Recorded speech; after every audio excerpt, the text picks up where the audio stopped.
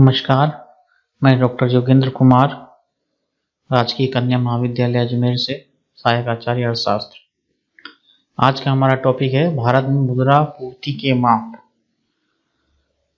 भारत में जो मुद्रा पूर्ति होती है, मनी सप्लाई होती है, जैसा कि हम पैसा जो होता है वो अर्थव्यवस्था में कहाँ से आता है। तो मनी सप्लाई के अलावा जैसे कि इस कंसेप्ट को हम कहते हैं तो M1, M2, M3, M4 नाम से कंसेप्ट आपने सुना होगा। जब भी हम मुद्रा मनी बैंकिंग की बात करते हैं तो ये बहुत ही इम्पोर्टेंट कंसेप्ट होता है M1, M2, M3 और M4। कई बार प्रतियोगी परीक्षाओं में और विश्वविद्यालय की परीक्षाओं में इस टॉपिक से प्रश्न पूछे जाते हैं।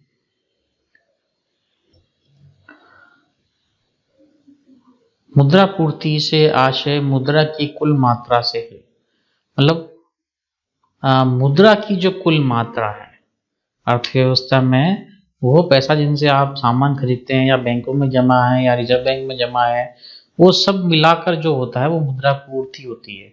तो मुद्रा की जो कुल मात्रा अर्थव्यवस्था में है, ठीक है, जो अर्थव्यवस्था में लोगों द्वारा विभिन्न रूपों में अपने पास रखी जाती है, मुद्रा पूर्ति के मुख्य घटक है लोगों के द्वारा अपने पास रखी गई करेंसी तथा व्यापारिक बैंकों द्वारा रखी गई नेट मांग जमाएं, निवल मांग जमाएं यानी कि डिमांड डिपॉजिट। तो भारतीय अर्थव्यवस्था में मुख्यतः जैसा कि मैंने कहा कि M1, M2, M3 के M4 के हिसाब से हम मुद्रा के पूर्ति के माप का अध्ययन करते हैं। तो सबसे पहले हम बात करते हैं M1 की। M1 में जो होता है वो M1 जो होती है, ये मुद्रा पूर्ति की एक बहुत ही संकीर्ण अवधारणा है, जिसे हम नैरो मनी भी कहते हैं। तो कई बार ऑब्जेक्टिव टाइप क्वेश्चंस में आता है व्हाट इज नैरो मनी, संकीर्ण मुद्रा क्या होती है। तो आपका आंसर होना चाहिए M1। जो M1 होती है वो संकीर्ण मुद्रा होती है। इसके अंतर्गत तीन तत्व आते हैं, तीन बातें आती हैं, तीन बातों का समावेश है। पहला, जनता के पास करेंसी यानी लोगों के पास करेंसी, यानी जो भी हम लोग हैं, हमारे पास कितनी करेंसी है, नोट प्लस सिक्के। जो नोट और सिक्के के रूप में हमारी जेबों में पैसा है, ठीक है ना, हमारे पास घर में पैसा रखा है, जो भी कैश में हमारे पास पैसा रखा है, और लोगों के पास करेंसी होगी, चाहे वो नोट है और इवन सिक्के भी हो तो वो भी इसमें शामिल होंगे। तो वो लोगों के पास करेंसी प्लस मांग जमा है, जो पैसा हमने बैंकों में जमा करा दिया है, और डिमांड डिपॉजिट है, हम जब भी मांगे हमें मिल जाएगा। जैसे कि कुछ पैसा हम हमारे अकाउंटों में जमा कर देते हैं, सेविंग अकाउंटों में, तो जब भी हमें चाहिए तो हम वो पैसा निकलवा सकते हैं किसी भी समय जाके बैंकों में। तो सेविंग अकाउंट जो को मान सकते हैं इसमें मांग जमा, डिमांड डिपॉजिट। और तीसरा जो होता है भारतीय रिजर्व बैंक के पास अन्य जमा है। अब ये बड़ा टिपिकल टॉपिक हो गया, पॉइंट हो गया, भारतीय रिजर्व बैंक के पास अन्य जमाएं। तो यदि भारतीय रिजर्व बैंक के पास अन्य जमाएं की बात करें तो मुख्य जमा कौन सी है, प्रश्न ये होना चाहिए। भारतीय रिजर्व बैंक के पास अन्य जमा, ये अन्य जमा की बात कर रहा है, मुख्य जमा की बात नहीं कर रहा है। तो भारतीय रिजर्व बैंक में पैसा किस किस का होता है, भारतीय रिजर्व बैंक में पैसा एक सरकार का होता है, दूसरा बैंकों का होता है। जैसा कि आप जानते हैं भारतीय रिजर्व बैंक बैंकों का बैंक कहलाता है। इस रिजर्व बैंक के अंतर्गत जो भी कमर्शियल बैंक होते हैं, चाहे वो प्राइवेट हो या सरकारी नेशनलाइज बैंक जो होते हैं, ये कुछ पैसा CRR के रूप में, जो कि मौद्रिक नीति का पार्ट होता है CRR, उसका CRR कैश रिजर्व रेशियो के रूप में कुछ पैसा रिजर्व बैंक में जमा करा देते हैं, ठीक है ना। और तो वो पैसा भारतीय रिजर्व बैंक के पास रहता है, ठीक है। और दूसरा होता है सरकार का पैसा, सरकार का पैसा भी भारतीय रिजर्व बैंक में रहता है। उसके अलावा जो अन्य जमाएं थी वो शामिल होती है M1 में। ये ध्यान रखिएगा, वो पैसा शामिल नहीं होगा क्योंकि वो तो अर्थव्यवस्था से बाहर हो गया वो पैसा। तो जैसे CRR के रूप में जो पैसा जमा करा दिया है इसके अंतर्गत, तो वो तो अर्थव्यवस्था में आया नहीं। तो M1 के अंतर्गत आया भारतीय रिजर्व बैंक के पास अन्य जमा है। अन्य जमा की बात कर रहा है। अन्य जमाओं में कौन कौन सी चीजें आ जाती हैं उसे देखते हैं हम। तो रिजर्व बैंक के पास विदेशी सरकारी, ठीक है ना, विदेशी सरकारों का जो पैसा जमा होता है, क्योंकि हमारा भारत बैंक के विदेशों से व्यापार होता है, लेन देन होता है, तो विदेशी सरकार का जो पैसा होता है वो रिजर्व बैंक में जमा होता है, वो इसमें शामिल है M1 में। और रिजर्व बैंक के पास अन्य केंद्रीय बैंकों जैसे विश्व के अन्य केंद्रीय बैंक होते हैं, जैसे मान लीजिए भूटान का केंद्रीय बैंक होगा, बांग्लादेश का केंद्रीय बैंक होगा, ये अमेरिका का केंद्रीय बैंक होगा, उन सब के पैसा, उनका भी कुछ पैसा जो भी लेन देन है वो सब रिजर्व बैंक में आएगा। और अंतर्राष्ट्रीय मुद्रा कोष और विश्व बैंक से जो एड मिलती है या उनके द्वारा जो मांग जमाएं होती हैं वो सारी इसमें शामिल होती है। तो मुख्य जमा को छोड़कर अन्य जमा में क्या क्या चीज आ गई, एक बार फिर से देखिए। रिजर्व बैंक के पास विदेशी सरकारी विश्व के विदेशी सरकारों का, अन्य केंद्रीय बैंकों का, अन्य देश के केंद्रीय बैंकों का, IMF का और वर्ल्ड बैंक का पैसा भारतीय रिजर्व बैंक में जो है वो इसमें शामिल होता है। नेक्स्ट है M2। M2 के अंतर्गत आता है M1 प्लस डाकघर की बचत जमाएं। ठीक है, M2 बराबर होता है M1 में, तो ऊपर होता है लोगों के पास करेंसी मांग जमाएं और रिजर्व बैंक के पास अन्य जमाएं, तो M1 में शामिल है, इसमें डाकघर की बचत जमाएं शामिल होती है। अब क्या हुआ, वर्तमान समय में जो है इस डाकघर की बचत जमाओं को हटाकर नई मदों को जोड़ दिया गया है।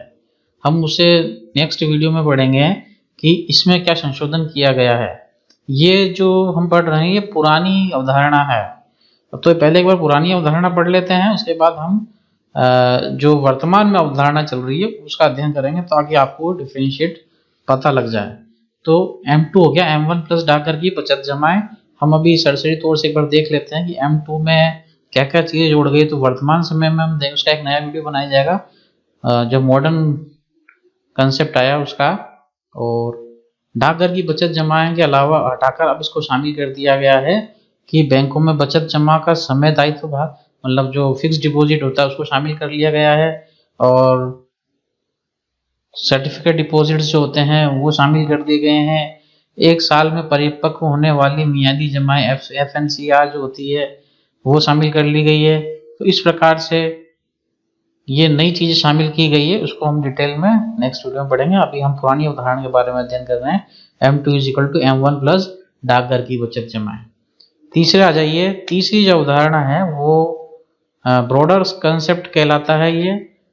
ठीक है, इसमें M1 में सभी व्यापारिक बैंकों तथा सहकारी बैंकों के टाइम डिपॉजिट, अंतर बैंक टाइम डिपॉजिट को निकालकर, तो ये होता है जो सभी व्यापारिक बैंक जो हमारे कमर्शियल बैंक हो गए, चाहे प्राइवेट हो चाहे नेशनलाइज हो, सभी व्यापारिक बैंक और सहकारी कोऑपरेटिव जो बैंक होते हैं उनके टाइम डिपॉजिट्स की बात कर रहा है। सावधि जमाएं जिसको हम तुरंत नहीं निकाल सकते हैं, जो टाइम पीरियड के लिए डिपॉजिट होती है उसको एक समय के बाद ही निकाला जा सकता है, वो सब शामिल इसमें होती है M3 में, M1 प्लस सभी। तो इसको जो है इस M3 को समग्र मौद्रिक साधन रिसोर्सेस कहते हैं। ठीक है ना, इसमें सब काफी सारे सामग्री आ गई। तो M1 में बैंकों की सावधि जमाओं को जोड़कर M3 की गणना, जिसमें कॉर्पोरेट बैंक हो गए, कॉर्पोरेटिव और नेशनलाइज कमर्शियल बैंक हो गए। तो ये मौद्रिक साधन होते हैं। ये जो होती है वो